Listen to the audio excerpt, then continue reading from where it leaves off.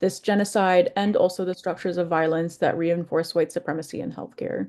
So today we're going to have a little bit of a smaller group. The session will be facilitated by myself, Dr. Asfiya Qadir, and of course our favorite MD PhD student, Morgan Shalmiers.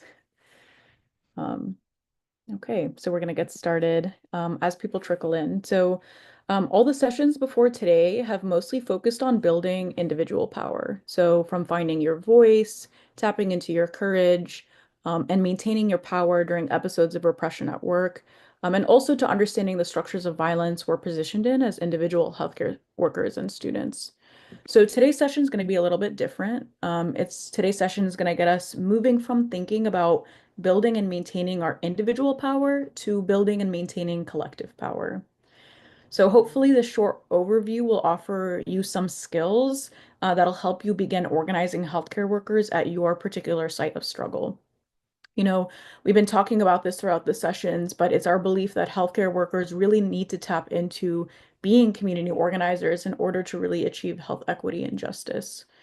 So this short guide is going to be a starting point for those of you looking to organize and mobilize your colleagues to effect social change in the healthcare setting. So in this first part, again, we're going to briefly review moving from individual to collective power. So the reason we focus on individual power so much is that it's really important to cultivate and that it's the necessary building block of a movement or mobilization, and it's the necessary building block of collective power. So we've talked about individual power extensively over the last few sessions, but individual power includes having courage, being able to resist repression when you face it, and also being able to connect your behaviors, your actions with your values. Now, collective power is the idea that in numbers, we can exert a much stronger impact. So to change society to match with shared community values. So think about examples like, phone calls logged with elected officials or signatures in the thousands on petitions like the Stop Cop City petition here in Atlanta, or being able to amplify voices on social media in the mass to overcome censorship.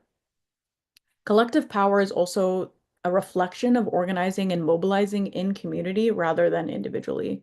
And we're much more effective in creating social change as a collective than we are as individual actors. People power is stronger than structural power, and that's what collectives teach us. But we know that medical institutions are organized in ways that are not necessarily transparent, which makes it difficult to mobilize. So there's like multiple committees in medical institutions and executive boards and structure and various structures of chains of command. And it's difficult to know who answers to who and what those chains of commands are. Even more convoluted, the power dynamics and relationship between various leaders in healthcare organizations are usually not transparent for those of us working as employees or students or staff. And this deliberate obfuscation makes it notoriously difficult to organize in the healthcare setting. So, of course, the question we're all asking as healthcare workers and students is how do we hold our medical institutions to account for enacting policies, enacting practices that violate medical ethics, best practices for our patients, and even render themselves potentially liable for genocide, incitement, and abetment, which we've seen healthcare organizations, hospitals, medical schools do. So we've talked a lot about our collective responsibility as healthcare workers, that we're positioned to fulfill this role as part of our clinical professional obligations. And while this has always been our role in this moment of genocide, fueled by our academic, medical, and political institutions, the urgency is higher than ever that we step up into collective action and collective power and mobilization.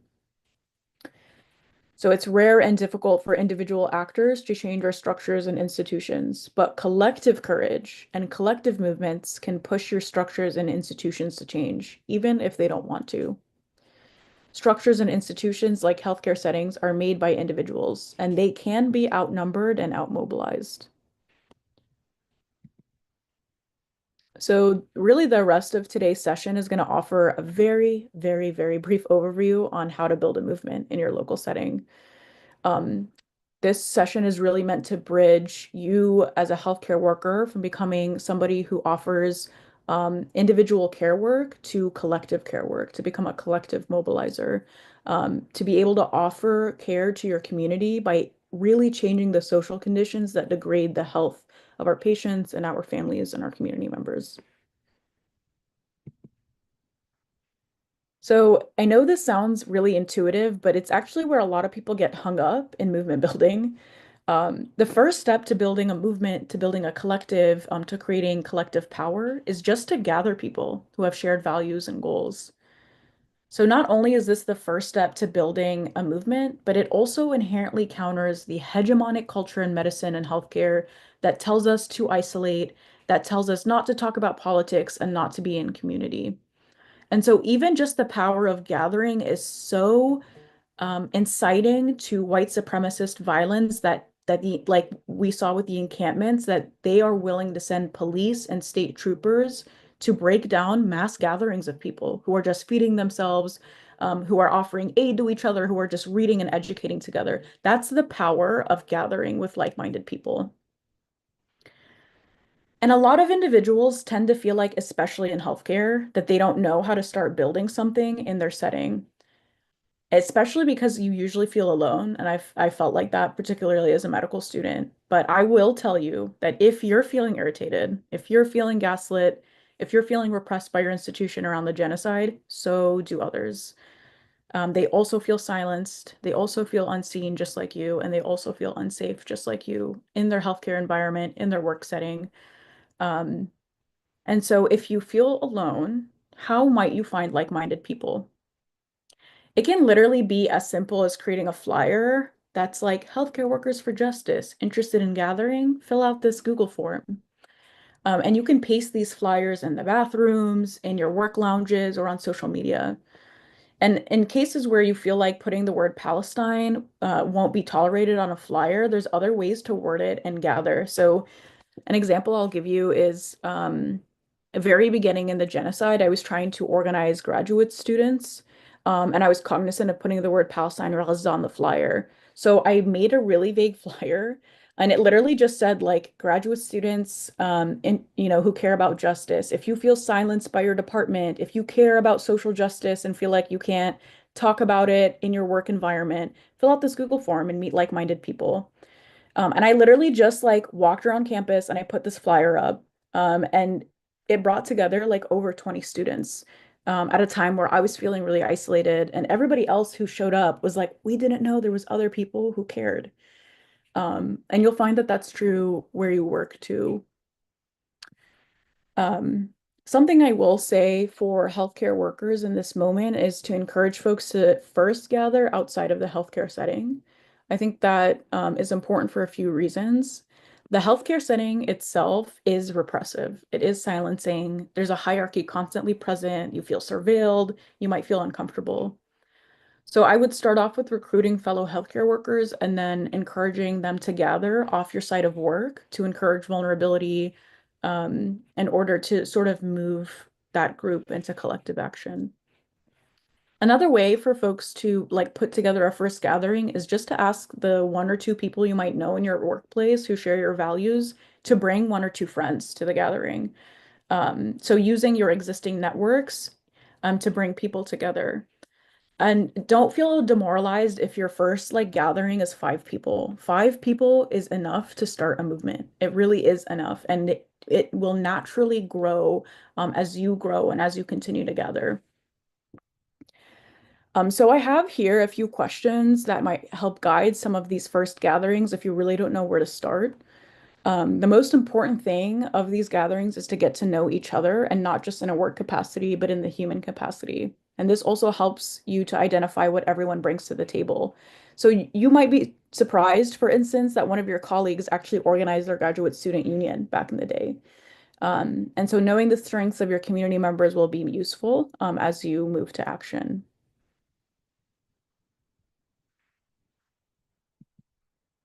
And I'll pass this on to Dr. Calder. Okay, yes, thank you so much. So, how do you go about thinking about your collective? Um, again, it doesn't matter how many people you're starting out with, right? This is where quality is the most important thing. And so, just from my own experiences locally in the Twin Cities, we spent a lot of time in our local healthcare worker chapter really thinking about identity, rooted in values. And so we had to figure out what was going to be the organizing principle, the unifying goals, to say, liberation can mean different things to different people.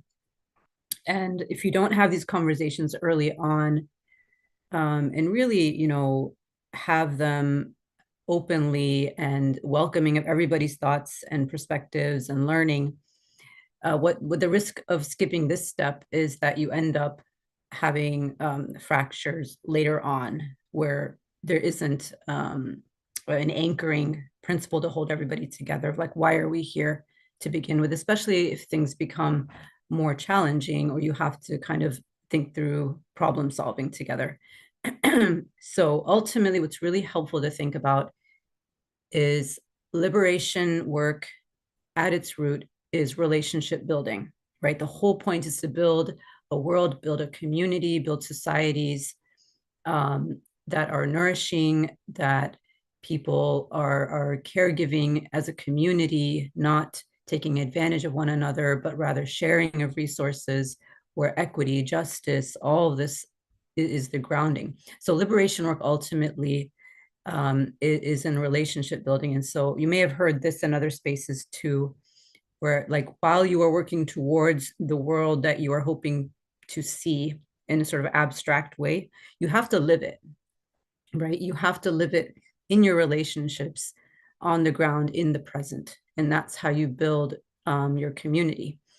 And so it kind of reminds us of the idea. You can contrast this, for example, a community of caregiving in contrast to a capitalist system, right?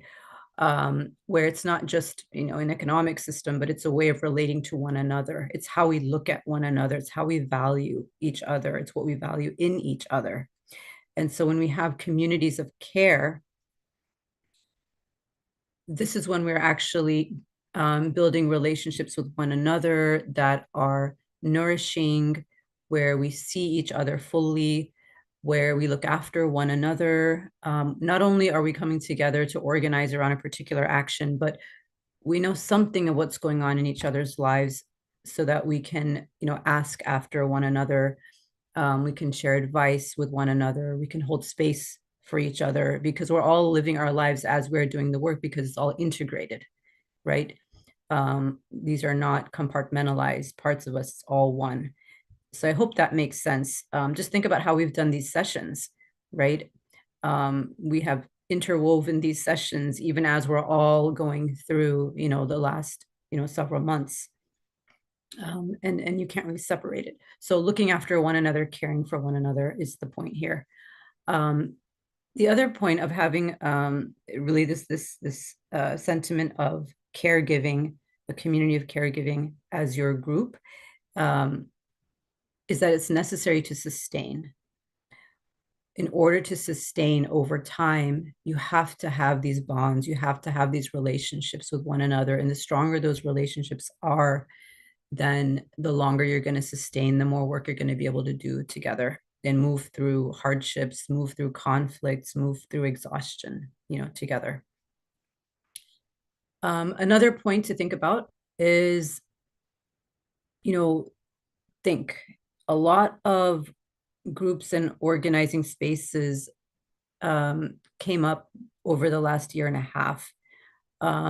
We know that there are organizations that have been advocating for Palestinian liberation for many, many years, right? Well established. And then there are the groups that just popped up in the last year or so, right? So for those, especially that are new, when you're forming a group, think about, are you a group that supports the liberation of Palestine? Are you a group that has sympathy for the cause? Or are you actually part of the core of the liberation movement. These are not the same things. To be actually identified as core anchored into the liberation movement itself, then that means you're part of something that has existed for generations, right? This is not something that's up for, you know, creating something new, right? Um, so you have to then study, learn, and a core part of this is going back and learning the thawabit. And so you can find this when you look online, you can find this. Healthcare Workers for Palestine is rooted in the thawabit. These are the core principles underlying the Palestinian liberation movement. And these are core principles that you can look at them and decide together with your group, do we adhere to this? Do we all want to use this space that we're organizing and say, yep, we adhere to this and we all agree on it? If there's any disagreement or hesitancy or thought of, well, maybe some, but not all of the points, then the best advice is to be honest, right? Be honest in the work that you're doing and be very clear that you are in support of, but you're not necessarily rooted in the core of the Palestinian liberation movement. I think this is really important. And maybe when we have the bigger session together and discussion, we can talk a little bit more. But I think what I'm trying to say here is be very honest about who you are as a group, knowing that it can evolve as well as it should. So have clarity on where you place yourselves in the bigger picture. The other thing that's, very helpful is that don't reinvent the wheel. If you are going to start a chapter, that has already like a national component chapter, or there are other chapters in other cities or states, go ahead and reach out, and you don't have to reinvent the wheel. They may already have a blueprint that you can use. I know we benefited from, national healthcare workers for Palestine, as we were coming up as well. So you don't have to reinvent the wheel. You can already root back to work that's already been done, especially if you're not starting something new. If you're starting a chapter of something that's already well established. The other thing that is very helpful is that you can look at, practically speaking, what are the resources? Like take an inventory. Just let's say you have 10 people, right? Take an inventory on who brings what skills, who brings what particular talents, experience, who is somebody who is good at public speaking, who is really good at writing, who's somebody who is passionate about art, who's somebody who has good connections within the community already. Everybody has different strengths, in how they can participate in the work. So welcome all of it. And I think what the beautiful thing is you're going to have your own unique identity of what kind of things you can do based on the skill set that you all have collectively, right? And so based on not only your skill set, but look at also practically speaking, physically, time, energy, health. These are all part of, resources, and they may fluctuate over time, but that's okay. You don't have to be a certain way all the time. I think this is a trap that we often get into. We have these expectations that are kind of idealized, and then it's really hard to hit that mark all the time, but it's also not realistic. So I think be mindful of, at any given time, what are the resources that you all have together collectively? What can you do? So like in our chapter, sometimes we've had a plan for a certain action or particular thing that we're going to do, and we've been able to pull it together and do it, and like that as we planned. There's been times too where we had an idea for something, but ultimately we realized we didn't have the resources, right? And that's okay too. Look at what your resources are at any given time, and then start from there. So just to give a perspective, with healthcare workers for Palestine, there are so many different chapters. There's more than 30, let's say, across the US, but different chapters excel in different things, right? And I think that's a really beautiful thing, especially if you're able to connect with one another. You know, certain chapters are very good at, you know, doing like legal advocacy or political advocacy. Some are very, you know, excellent at bringing the community together and communicating and educating. You know, some are able to bring medical surgical supplies together. Some are able to do mutual aid. I mean, there's so much different chapters will excel at, and it depends on just what your resources are locally. But don't forget that no matter what you're doing as a small group, you're part of a bigger movement, a bigger effort, and all of it is helpful. And then the last thing I'll say is work locally, right? Remember, everything is connected. And so look at the issues that are facing your communities locally. You know, as healthcare workers, we have that lens of what's going on that is contributing to illness and morbidity within our communities that we serve, right? So you're going to be having the vantage point locally to know what are the big issues that need to be addressed, what are the gaps in care, what are the issues that matter to the people who are struggling. And as advocates, we can connect all of that, right? We have that perspective. And so work locally, that is the best way to not only be relevant, but be impactful, right? And that's a kind of a core principle. You don't want to be working in the abstract. You want to be focusing on how can you impact the local community where you're at right now. All of the issues that we're talking about related to Palestine, right, are issues that are local for all of us, that you can see the impact. So all of it is one. Looking, and then I think I will hand it off now to Morgan for power mapping. Yeah. Um, so power mapping, I think, is a really important part of organizing. Taking a minute to kind of critically think through what your goals are, what strengths you have in terms of the folks who are involved that you're organizing with, and kind of figuring out where you can plug in locally to have maximum impact and effect. And so like one of the reasons that it's important to power map is because when you're organizing against like the US government-backed genocide in Gaza, it's like, what can we do as 5 people? What can we do as 10 people? Like, it feels very like hopeless, like you're too small to make an impact. So I think power mapping allows you to really connect the dots and like map those connections to figure out where the ties are locally and like how you can have a maximum tangible impact, and like map out your strategy and your actions and your events kind of accordingly. I think it allows you really to think about local structures of power and identify kind of the issues or like the ties that it makes the most sense for you as a group to work on, and then like structure your actions to focus on those. I think one of the, I don't want to say mistakes, but we see a lot of kind of general protests or efforts to raise awareness. And one of the dangers of that is like you see, especially now, like it's great that there's so many people opposed to the sort of violence the Trump administration is enacting, but you also see like there's the danger of controlled opposition, right? Like these large protests, these events where people go and they kind of get their anger out and they hold up a sign and they yell and they chant and they feel like they've done something.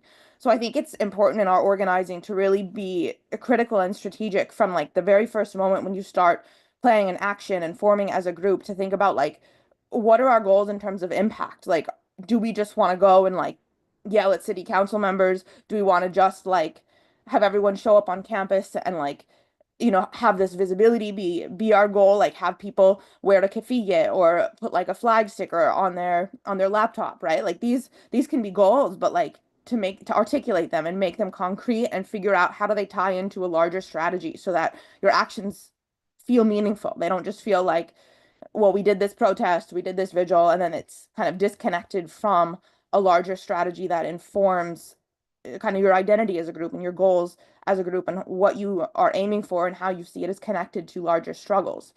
This can also be really critically important in identifying other groups that you can build coalitions with. So, in terms of thinking about how your struggles like overlap and how this is a way to build power and strength. And I think one thing, you just go back to the last slide. Sorry, I'm like going a little out of order, but when we think about like what are possible targets or possible goals, they're really wide, right? So there's a lot of efforts now to like introduce the IHRA definition of anti-Semitism at an institutional level, even at the federal government level, which defines any criticism of the government of Israel or the state of Israel as inherently anti-Semitic, right? And so if locally that's something that's happening, that's one area in which your group could organize. Like, how do we oppose efforts to institutionalize a ban effectively on the criticizing the state of Israel?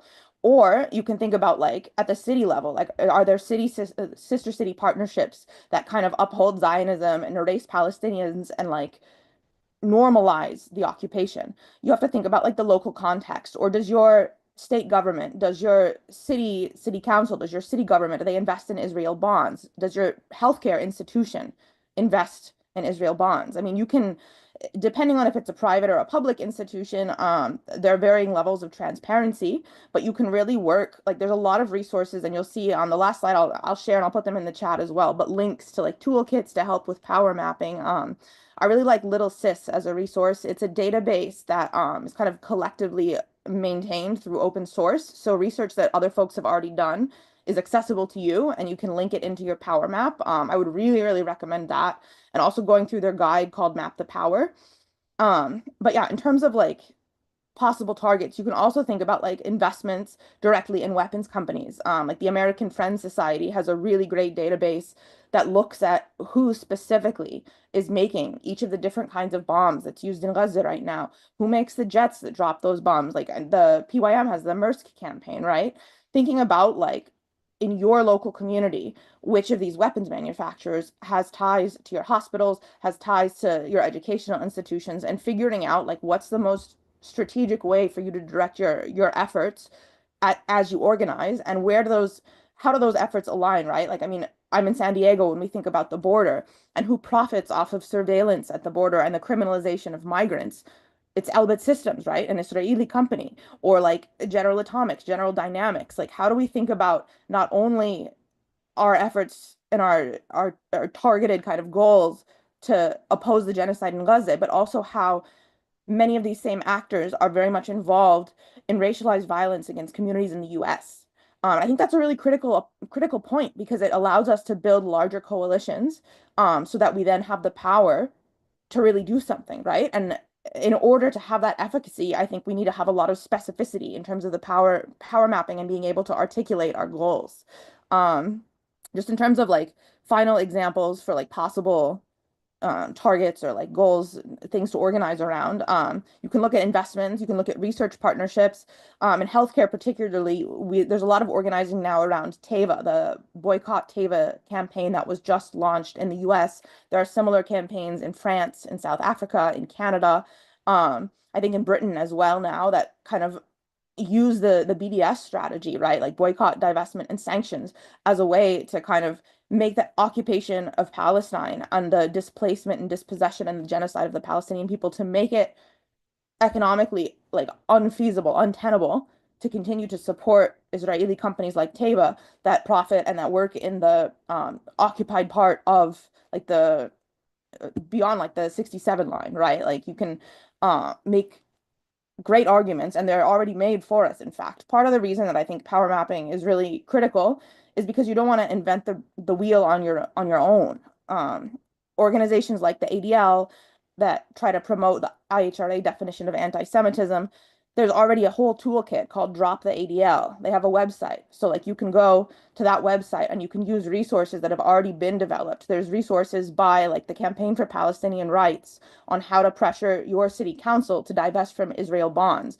A lot of this research has already been done. So in terms of like your own power mapping at the local level, when you articulate where those most strategic points for you to focus on are, you can also then look at what resources are already available that you can utilize so you don't have to do the extra work of reinventing the wheel. Because a lot of these toolkits are really, really excellent. Like there's the Institute for the Critical Study of Zionism that has done a lot of mapping of kind of Zionist financial ties in the US, and who are the organizations promoting settlement in the West Bank, right? Like who are the organizations funding that through US official NGOs? Um, and yeah, let's see. I think those are all my examples. But yeah, just some final resources, and I'll add these links in the chat. I really recommend the little sys database, and then there's like kind of a big amalgamation of different tools you can use, like the ProPublica tax return database, different examples of ways people have visualized these ties, like the mapping genocide database, some stuff from supply studies. I put it all in this bit.ly, the Senate tools bit.ly, and I'll put it in the chat as well. So also use the Signal group as a resource. Like if you want to do power mapping and you have some questions about how to do like a Freedom of Information Act request or something like this, always reach out to community, even like across the US or internationally, because there's usually folks who have done similar sort of research before, and they're very, very generous with their time and like willing to help you with it. So yeah, and with that, I will pass it on to I don't know if it's Asfia or Umaima, but next slide. Thank you. Thank you so much, Morgan. That is so helpful. If folks have never done power mapping, and if folks don't know where to start, like on what your targets should be, Morgan has given really an amazing overview of some sources where you could start thinking about how can I find out the ties my institution has with genocide, with police violence, etc. Thank you so much for that, Morgan. So some of this is going to be a little bit reiterative of what Morgan introduced. Um, so once you start having a regular collective of people meeting, and you've all started to identify the goals and values that unify you, at that point, you're ready to take action. So after power mapping, um, you can have many different forms of action based on what your goals are. So you can see on this diagram here that we have like loosely categorized different strategies. And by strategy, we mean like an action that serves a particular goal. So these strategies have been loosely categorized into low risk to higher risk. And by that, we mean the risk of repression by the state or your institution. So typically, events and actions whose goals aim to raise the visibility of a cause are low risk. Low risk actions that focus on visibility and education are important for raising political consciousness and for changing our local cultures, but typically they don't change violent or oppressive, harmful conditions. Some of the things that are in the visibility and education low risk category include like written materials like op-eds or pamphlets, educational events like film screenings or panels, um, things of that nature. But I do want to say like we're in unprecedented times, and that really no action for social change today, especially around ending the genocide in Palestine, can be considered low risk anymore. So, for example, in this chart, we put writing an op-ed on the low risk action, and yet it was the reason Romeisa's student visa was revoked and she was eventually detained by ICE for writing an op-ed in a student newspaper. And so I want to clarify here on this diagram that low risk actions don't necessarily mean no repression. We live in a world where repression can be used no matter what. Even if you're not taking an action, you can be repressed for simply aligning yourself with people who take actions. We just mean here that there's less likely to be repression in response to these actions. But again, we really are living in unprecedented times, and we're seeing the empire really crack down on any action and any association with the movement to build a liberatory world. So in the middle here, you can see our strategies for actions that seek to challenge impunity of individuals or structures that cause or promote harm. I would say this probably includes like the widest range of actions. Like some examples we have here are name and shame strategies. We're seeing that being used really commonly by students on university campuses to like identify and expose war criminals and IDF soldiers, things like that. Um, Other things that go in the challenging impunity, medium risk category include like non-disruptive protests or pushing for your local government to pass ceasefire resolutions, etc. And these events typically have a medium risk of repression to them. And of course, the last category of action types we have here are strategies that have been used to change the material conditions under structural violence, oppression, and genocide. These types of actions do usually carry the highest risk for state violence because they do create material change. And they're also usually the most effective in challenging white supremacy. So one of the examples that come to mind here is like Palestine Action, which organizes small groups of people to destroy and damage weapons manufacturing companies. And if you follow them, you'll see that they have often cost these companies like millions of dollars to repair the damages. Sometimes they're so effective that they actually stop production for a few days in these companies. And so these protests can also be high risk actions if they're used to disrupt. So we've seen like some pretty big marches, like disrupt highways, for example, for several minutes or even hours. We've seen people mobilize to block entrances to companies, for example, that invest in apartheid Israel, that prevent workers coming into weapons manufacturing companies, etc. And I do want to clarify that this is not like an effectiveness scale. We need all levels of all of these actions. You just need to articulate what your goal is. And so when you're organizing and deciding like what action you want to take, the first thing you really need to consider, like I said earlier, is what's the goal of your action? Because you want to choose a strategy that will effectively reach that goal. So, for example, if your goal is to educate healthcare workers about the genocide in Palestine, then blocking the entrance of a weapons manufacturing company is like not the best strategy, right? You might choose like a panel, you might choose a film screening, you might choose something else. So when you have a goal, so that's the first thing you need to articulate really before you choose the action. My goal is to educate my healthcare worker colleagues about the destruction of the healthcare system in Gaza. Then you can choose the potential strategies that will help you achieve that particular goal. So you see this like little diagram can be helpful for you to think about as you're planning actions as a collective. What's the goal? Does my strategy match the goal? Does the risk level make sense for the strategy? So here I have two more examples, one whose strategy and goals align and one who doesn't. So if we're looking at the green bubble, the green diagram, it's illustrating that if your goal is to materially slow down the genocide in Gaza, then it is an appropriate strategy to do something like shut down a weapons manufacturing company for one day, for example, or even half a workday. And although this is a high risk event, it is also more effective in achieving the like material change we need to end the genocide, which is why weapons manufacturing companies have been a main target for a lot of organizers in the last 18 months. On the other hand, what we often see is that people's goals and strategies don't align. And the harm that comes with that is that it can actually lead to like collective fatigue and despair. So, for example, like we'll often see people say things like their goal is to end the genocide in Gaza, but their only strategy that they're taking are organizing like panel discussions or non-disruptive protests or something like that, or film screenings.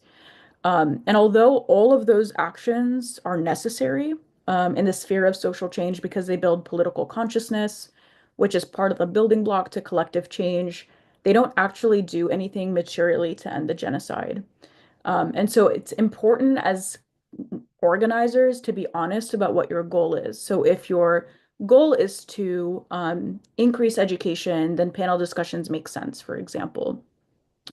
Because we don't want to get to a point where organizers are getting demoralized because they're asking themselves, and I've definitely seen this in my local context, how is the genocide still going on in Gaza when we've been protesting every single week, Um, but your protests have not been disruptive, for example. They haven't like really done anything to change the conditions even locally around Palestine.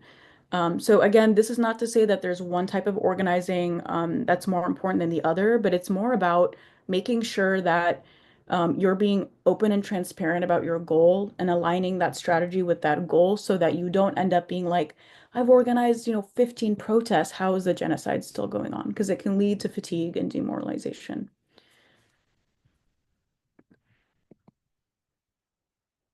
Okay, so this part we're still kind of continuing with the building blocks of um, like building a movement. And so we've talked about resisting repression on an individual level pretty extensively, but now we're going to talk about it a little bit about resisting repression on a collective level.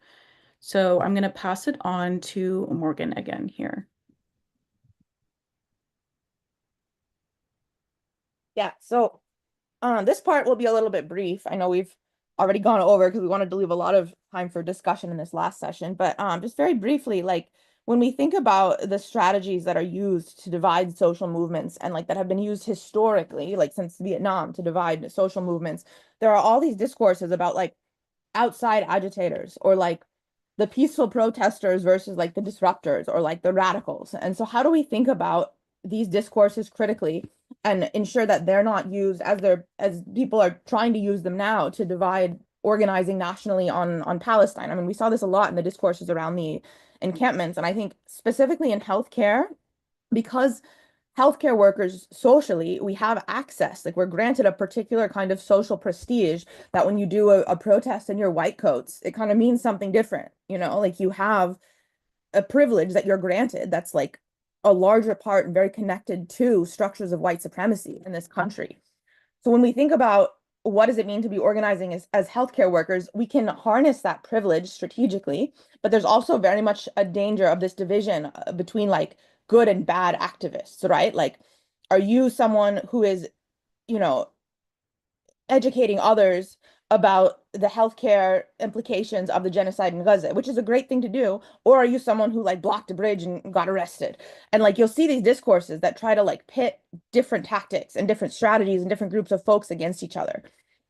Or that like the media will praise healthcare workers and like in doing so create a sort of discourse or a conversation in which like this is the right kind of activism. Like these are like the educated healthcare workers who are out there like doing the like organizing against the genocide in the right way. And like I think it's very important that we constantly remain vigilant of this tendency in the movement, in every social movement, and a tendency that's also reinforced by like state strategies to divide movements like the Palestine Solidarity Movement that are opposed to the government support for Israel, right? Like these are classic like divide and conquer strategies that we've seen since the anti-war movement that took place in this country in Vietnam. So I think you have to be very, very conscious because these discourses get kind of smuggled in, and if you don't learn to see them and notice them, you won't realize that they're there. And I think it's really important. I mean, one of the ways we saw this showing up at the encampments was this idea that there are students and then there are outside agitators. And there's this, it was a move to delegitimize the protests. Like these aren't really students, these are outsiders, or like these aren't really fill in the blank healthcare workers. Like these are, you know, five doctors and then all their friends, right? Like you want to be aware of how these often false discourses get harnessed and kind of weaponized in ways that work to divide and ultimately like sap strength out of the social movement.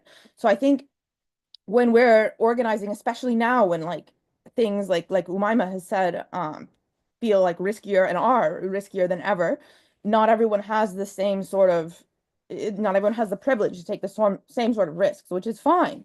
Like there's no, it's not about like pressuring people to do more quote unquote riskier actions or more like direct actions, but we want to be very conscious of the ways in which there's like this type of discourse that's created that essentially elevates like the good activist as someone who like doesn't create problems, who like hosts a panel discussion on how like internally in our own movements and organizing people who want to be able to like hang on to their own image of themselves, right? As a particular kind of like respectable healthcare worker who does things the right way and doesn't disrupt and doesn't, you know, yell in the middle of a faculty thing about the genocide and institutional complicity and call for divestment, right? How do we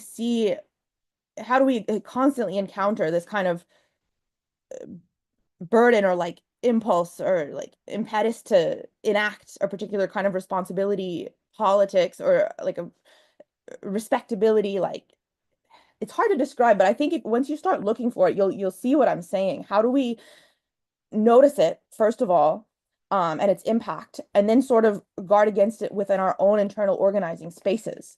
Like sometimes it makes sense, especially in front of the media, to like harness the privilege that healthcare workers are granted, and to like use that to elevate your voice. but how do you ensure that you're not using it in a way that then kind of by implication creates like a different group of like the bad activists or the people, because we see this constantly, this sort of outside agitator move, or this move to talk about like the right way to protest or the wrong way to protest. And so I think it's really important to just be very conscious of that and just to start looking for it even in like mainstream media coverage of the Palestine movement now. How do we see like groups of bad activists versus groups of good activists being created in media discourses? Because it's very subtle. Like they don't tell you they're doing it. But like I would encourage everybody to really like, even if you don't normally read mainstream US media, I wouldn't encourage it as a news source, but like look at how actions are presented and how organizers are talked about, and start kind of paying critically attention to the sorts of groups and divisions that are created by these mainstream discourses that are essentially based on a sort of respectability politics.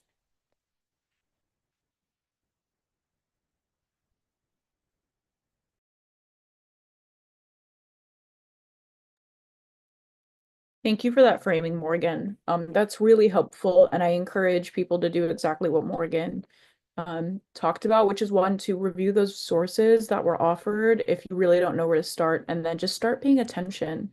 It's very akin to like the good versus bad Muslim narrative, if folks have ever read or tapped into that, in the way that the state weaponizes the good versus bad person. And I know we promoted this book like 100 times already, but like Muhammad al-Kurd's Perfect Victims also hits at this point. So buy a copy if you haven't, and read it. It's really useful. So moving on to our steps of building a movement. Um, I mentioned earlier that even in the like today's times, even low risk actions like writing an op-ed, which many of us have done, or attending a non-disruptive Palestine protest can get you deported. Being married to a Palestinian can get your visa revoked. We've seen also in the last 18 months, Palestinian students be shot for wearing kufiyas in public, right? So like Morgan was setting us up to get to, there's no amount of good organizing or being professional enough in our healthcare settings to ensure that we'll never experience repression, right? If our actions are effective, if we're increasing visibility of the genocide, if we're organizing for social change, repression is going to come for you no matter how good or professional or within the bounds you are.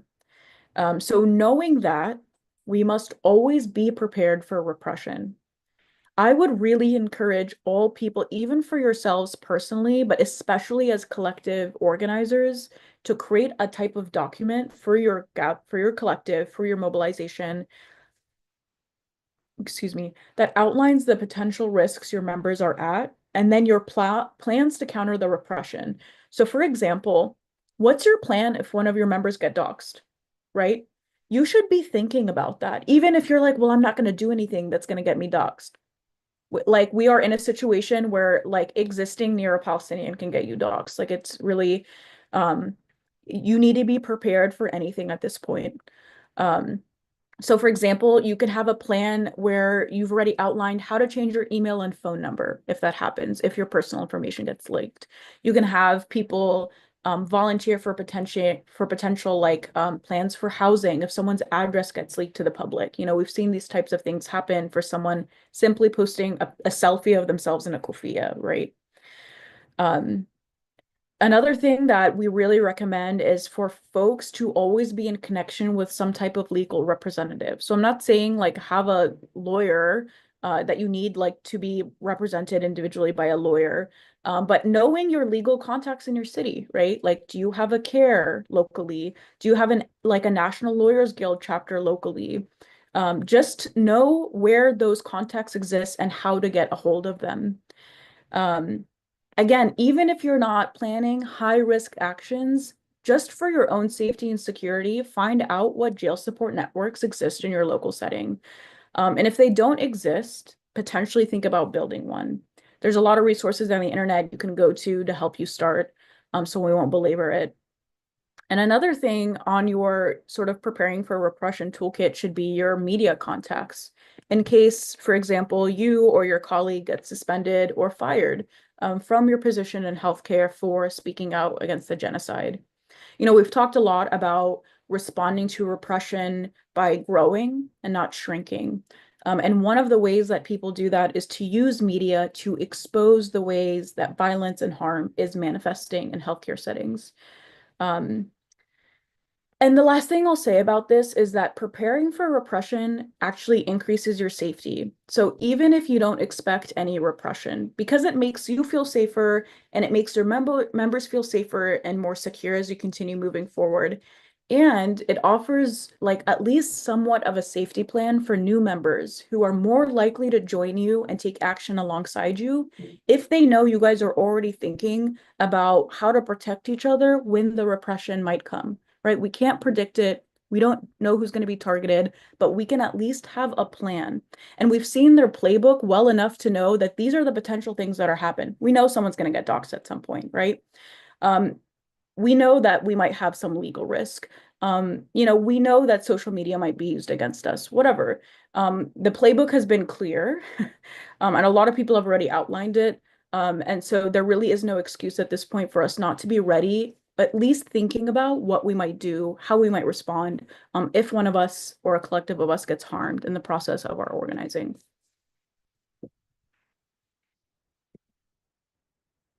So we're going to end this session with a few strategies to think about how you sustain the movement. So starting a gathering of people, like 5 people who meet regularly is one thing, or who meet a few times is one thing, but how do you continue meeting? How do you sustain meeting in an exhausting life world where we're all being worked to death? People are struggling to survive. This is the real lived reality of us right now, of our communities. And it is difficult to continue mobilizing through it. So hopefully we can offer some strategies that are useful for you guys to think about in that context. Okay, so step 6, grow your membership. So some of this I think is helpful to think about when you're like, how do we show up in community? How do we start building relationships? And like, what does that practically literally look like? One of the things that can be very helpful, again, always come back to connection. Always come back to community is about connection. And the more connections you have, the more sustainability you'll have, the more opportunity for resource sharing and perspective and guidance and support you're going to have. So these are just a few steps to get us thinking. So connect with other groups that are also doing liberatory work. And as long as you have like core principles in common and there's no big red flags, that would be, reasons to not connect and support one another, then you should be able to start building relationships with those groups that have already been well established. And remember that they're also looking for opportunities to connect and work with you as well. And they don't know that you're there. So one of the things you need to try to do is connect to other organizations and other groups. Try to make yourself visible. So one of the things that we did, especially when we were beginning and new, is we had banners, we had our posters, we had whatever would make us visible. We had our scrubs, our coats, all of this. And when we saw an event that was happening, we showed up. We tried to connect to the organizers to let them know that, healthcare workers will be present and, we're going to show up and support. And don't underestimate how much the community welcomes healthcare workers.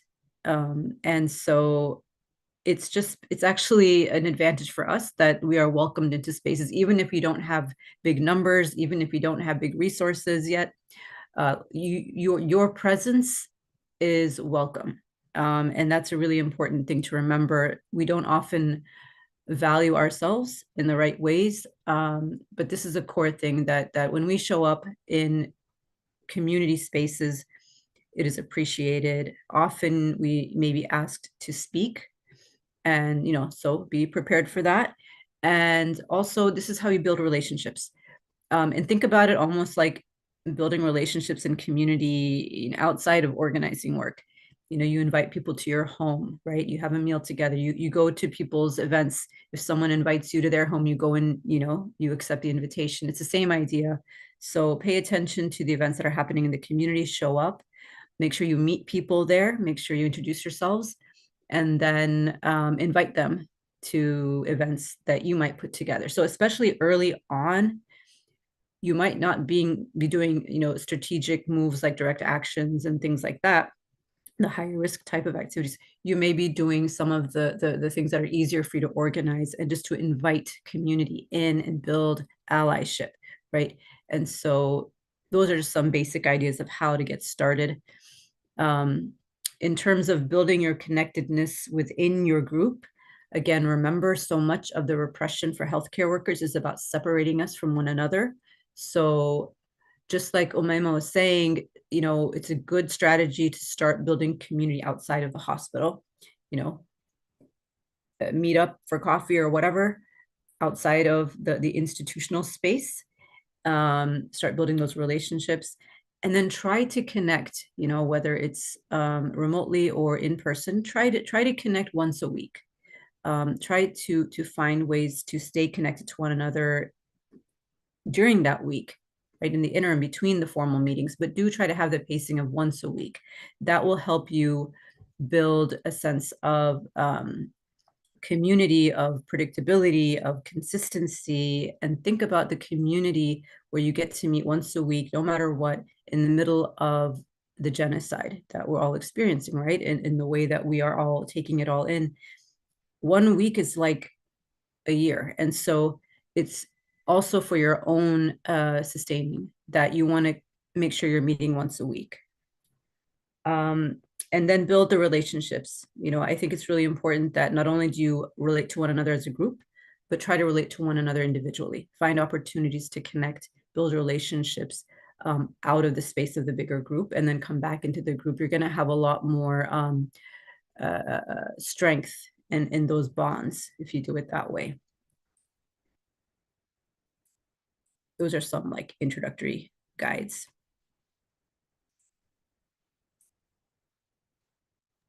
And then, is this you, Umaima?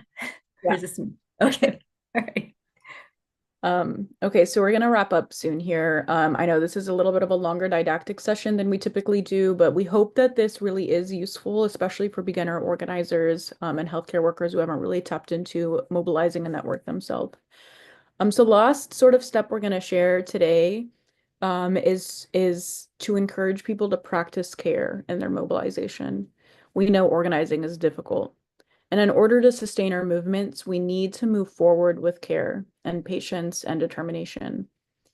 I think an aspect of organizing that gets lost is that we have to learn to behave in the way we want our liberatory world to behave.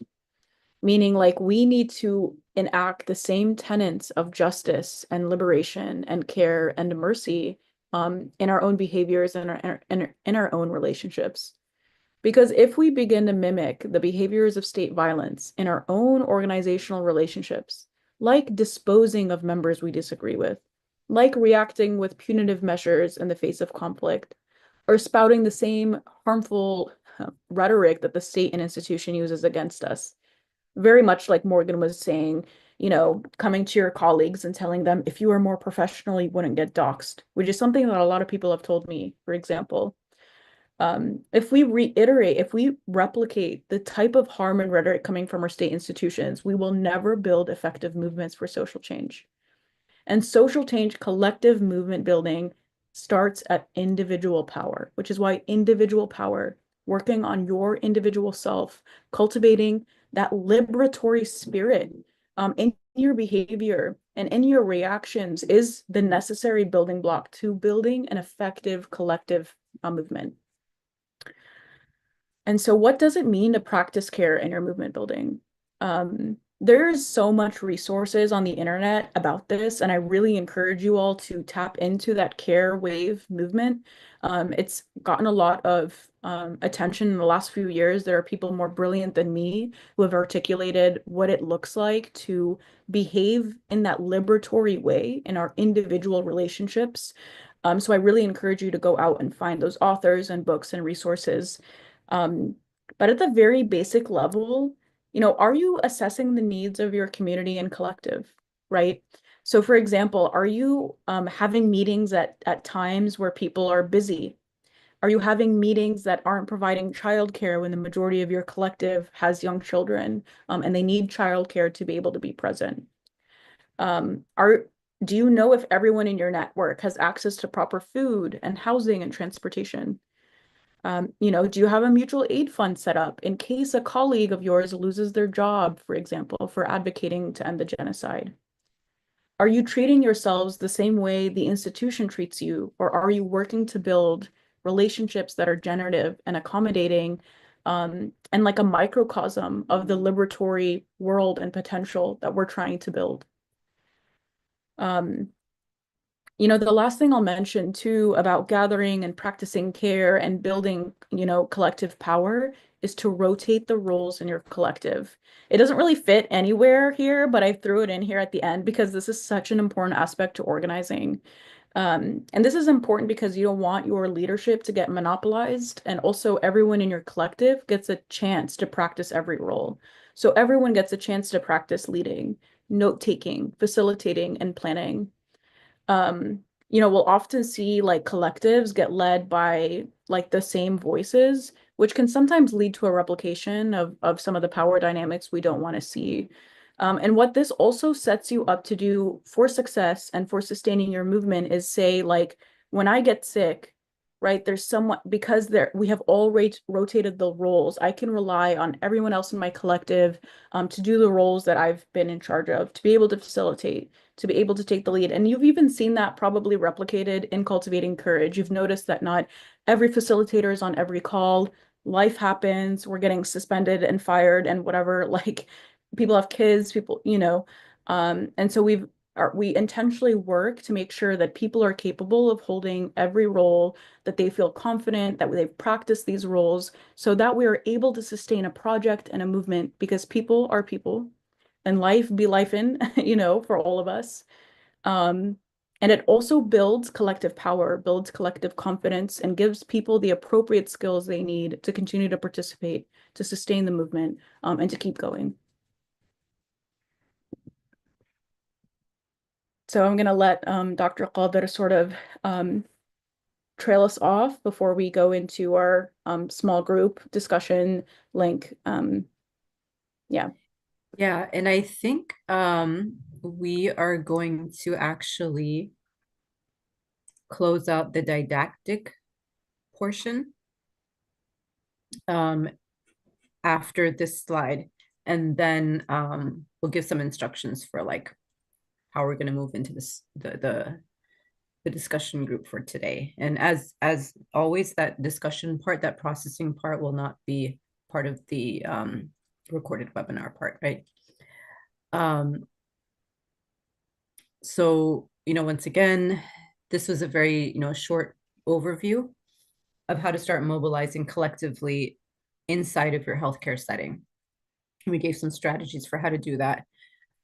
We encourage everybody here to do more research, keep learning, and remember the best way to learn to organize is to just start doing it, right? Don't get into the analysis paralysis. Just start stepping in there, right? And learn from what works, learn from what doesn't work, be honest about that. It's all about evolving and keeping moving forward. I'm so often reminded that it's called movement for a reason. So just start moving, right? Don't let the fear of failure make you, get stuck in paralysis. Organizing is about messing up, getting it wrong, figuring it out, making the correction, getting back up again, and, fighting for your community. I think there's a moral development in that, right? There's a resiliency inherent in that ability to get up and keep going. And this is how you're going to really learn the work very well. It's like riding a bike. You got to fall off a couple of times, then you'll figure it out.